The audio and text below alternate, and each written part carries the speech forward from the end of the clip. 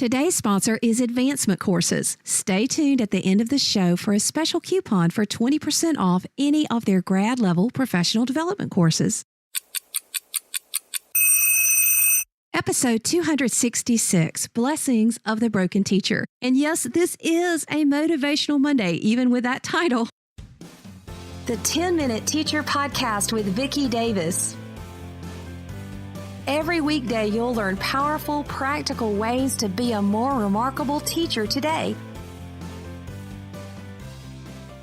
Today, we're talking with 25-year high school English teacher and author Aimee Ross from Ohio. Now, Aimee, you've been nominated for the National Teacher Hall of Fame and under consideration as we're recording this. But one thing that you've talked about is how often your students have inspired you. And you have some pretty cool stories to tell us. So why don't you tell us the first story you'd like to share?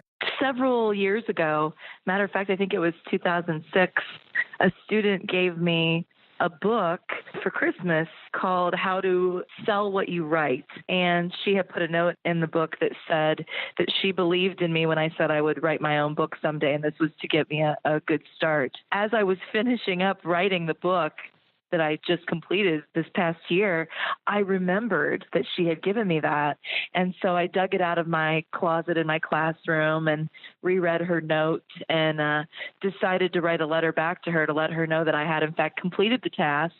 And she's one of the students that I name at the end of the book in my acknowledgments for believing in me, even though, truth be told, I don't really recall that I used that book for much of anything. Just like the idea that someone believed in me enough to give it to me. You know, this is interesting because so often, we as teachers, we work so hard to believe in our students and to help them know that we believe in them. But when a student believes in us, it's really remarkable, isn't it? And that's what makes the job worth coming to every day. Just to have a student remind you that they not necessarily expect great things from you, but they're not surprised if there are great things that come from you. And worthy of remembering every single day. That's why we get up and come to school. Yeah, worthy of being remembered. That's awesome. Okay, now you have another story too to share with us, don't you? Oh, I do. This one's a little sadder than that one. But so several years ago, I was working on my book, actually, but at that time it was for my master's thesis. I was working on the manuscript for it. And I desperately needed a title for the manuscript, and I didn't know what to do. And I love to involve my classes in anything that I'm working on, even personally, just giving them little tidbits of things that I've been doing. And so I came to class that day and said to the class, I need some help. I need help coming up with a title for my writing, and here are the major themes that are in my book and the main storyline that goes through it, and wrote some stuff up on the board. And I said, I'm just looking for anything you can give me that would fit the bill here, maybe even just a jump start for me. As I was talking about having a broken heart, which I had a heart attack and I got divorced, and then having a broken body from being in a bad car accident, and all of these things that had affected me in some way, I had a student raise her hand, and everybody was kind of working in groups, and she raised her hand and she kind of motioned me over to her desk.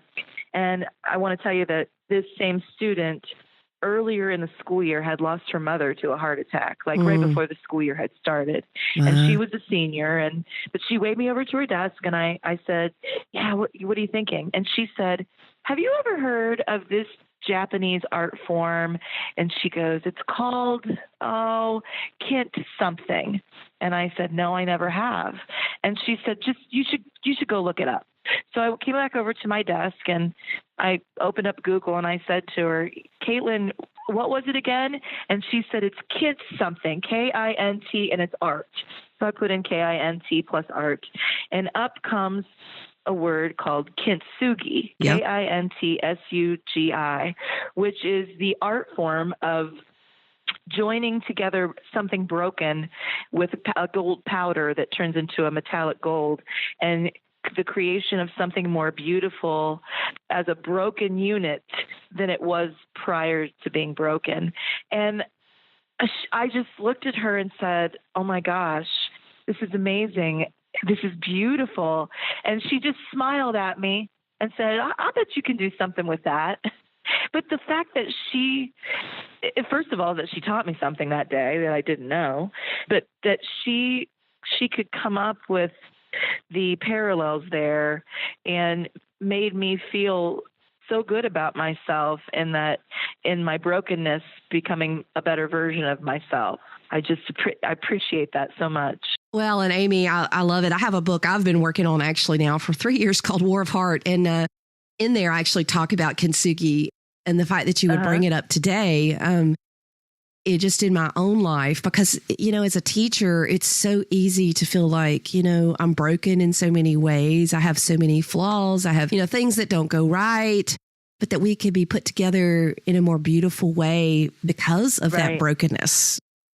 Right. I'm your sign to finish that book. You might actually be. I always tell my husband, don't write a book unless you're willing to live it. And certainly I've been living it since I started writing it. But, Aimee, it's just so meaningful that that you bring your students in, that you're willing to share the pieces of your life. Because, that's something that my relationship with my students transformed when I started bringing myself to class, my real self. Exactly. Yes. I think, this is the thing that newer teachers don't. We're taught in college, and we're taught because of society and all of the bad apples that are out there, that there must be a line between teachers and students, and you can't cross that line. And yes, that's true. There is a line, but the better that I got at opening up to just being me, goofy me that can trip over nothing and fall down and laugh at herself and have them laugh at me. Or seriously, I do have a Ricky Martin shrine in my classroom.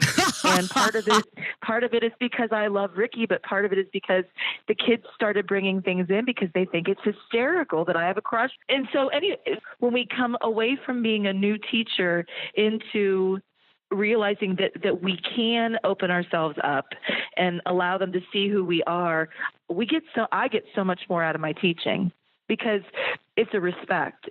They know who I am as a person, and I know who they are. And hey, we're all here in this classroom together.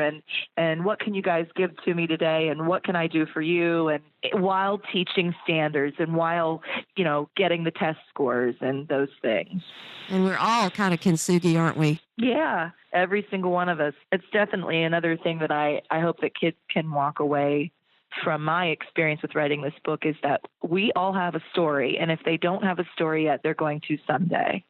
That there will be something that will break us, and we can come back from that. In the middle of all this, what does it mean that you've been nominated to the National Teacher Hall of Fame?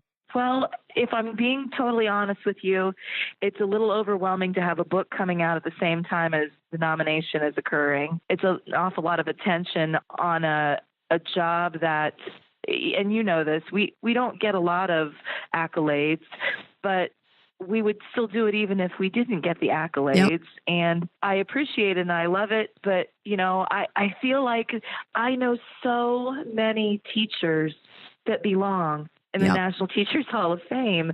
And so I guess, even though it might sound kind of corny, I would like to say that if I'm inducted into the Hall of Fame, I would be doing it on behalf of, I could give you a list of teachers that I could name right now, teachers that I work with on a daily basis. Yeah. My own father was a teacher for 30 years.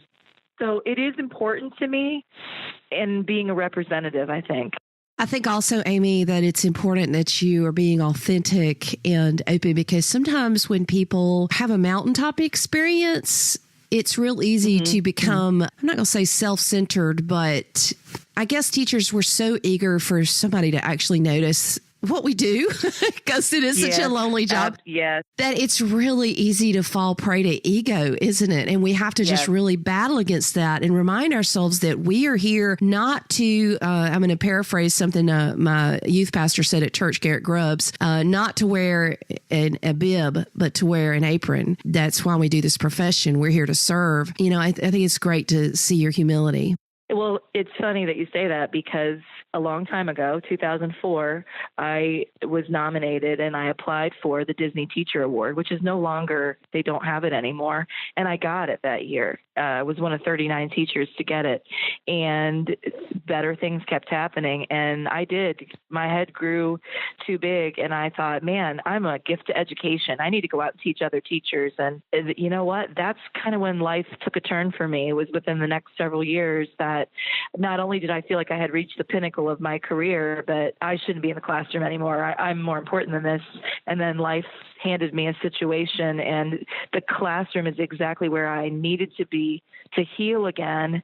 And so it's been a little difficult, you know, to have that nomination come from. I had asked a friend of mine that also won Disney that year to write a blurb for the book, and she read the book and then said, I want to nominate you for the Teachers Hall of Fame. And I was a little nervous about that. And at the same time, had my father saying to me, but maybe you'll never be nominated again. Maybe you should take advantage of this. And so I'm so happy to hear you say that you hear the humility, because it wasn't there for a while. It really wasn't. And once I came back to the classroom and allowed those kids to, which, I mean, I guess it's selfish, but my students became my therapists. And I still feel like I was able to pull my job off in teaching them. But wow, what the classroom has done for me has given me back myself. And that's what I want to take to the Teachers Hall of Fame if it happens. Well, remarkable teachers out there. I think that I appreciate Aimee's transparency. She and I have a lot of parallels. There are times when people do recognize you, and you have to be careful not to believe your own press, because we become irrelevant when we become self-centered, because our profession is a selfless profession, not a selfish profession. And when we become selfish and eagerly seeking a spotlight that is really not anybody's to be held but for a second, it's real easy to lose focus on who we're supposed to be. So, Aimee, I appreciate your transparency, and good luck with everything. And I have got to get your book. Okay, good. Thank you so much.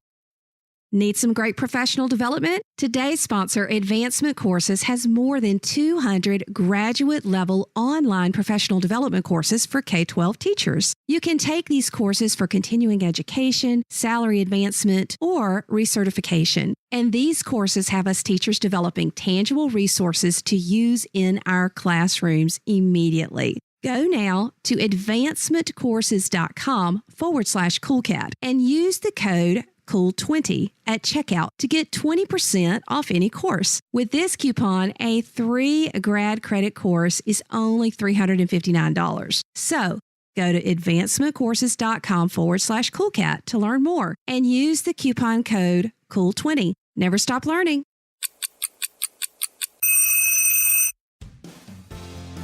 Thank you for listening to the 10-Minute Teacher Podcast. You can download the show notes and see the archive at coolcatteacher.com/podcast. Never stop learning.